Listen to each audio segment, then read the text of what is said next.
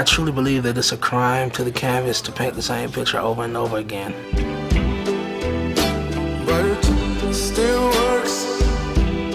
When you're pioneering something, you have to be willing to win, lose, or draw.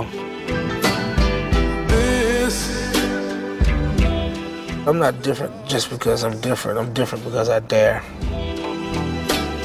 And I just simply be. I'm not asking any permission. I'll just take it. It's right on time. And it's timeless. It'll be right here for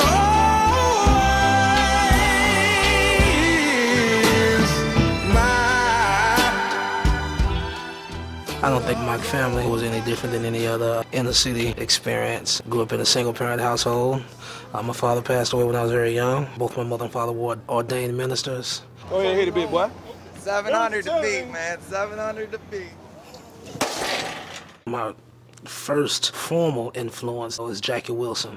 I may have been around 6, 7. I lost my mother when I was 17. To lose my mother, right at the brink of crossing that threshold over into a career, it was pretty compelling. My entire career is my mother's work for me. I first met Cee Lo over one of our partners' house named Glenn Cook. One day we was in the backyard and I watched him and Cujo have a battle. After that day, I just felt like he was just so fly because it was the first time I heard somebody rapping and singing. From that experience, somehow he got to the dungeon. Nobody ever questioned what we was doing, how we was doing it. I just think the Dungeon family really just started on a vibe. I felt like we were fighting, for the civil rights of Southern hip hop. We just really started vibing. Music started to just come.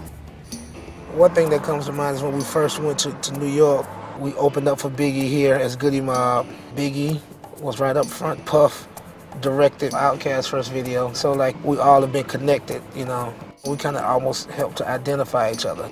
We were the Dirty South, no doubt.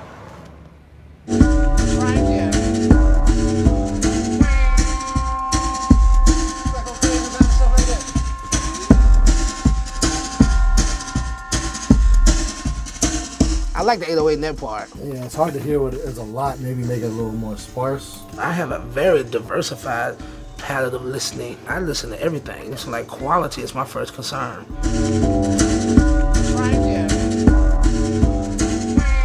He's an encyclopedia of music. The things he can reference and talk about in a session is amazing.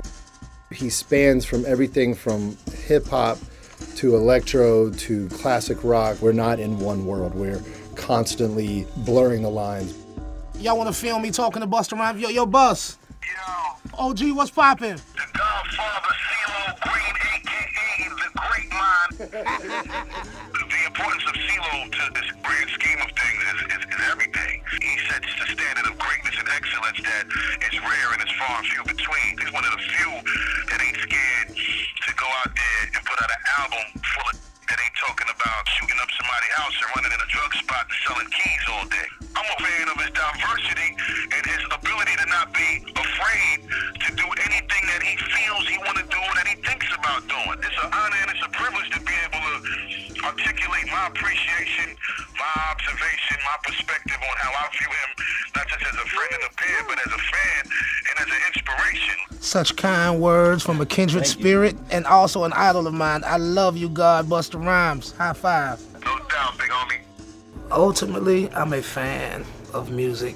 I describe writing music sometimes as hieroglyphics, excavating, gently brushing off these artifacts and discovering the song underneath it all. It seems as if it's already written in it. Everybody does not have an opportunity to make art out of atrocity, you know what I'm saying? But I have.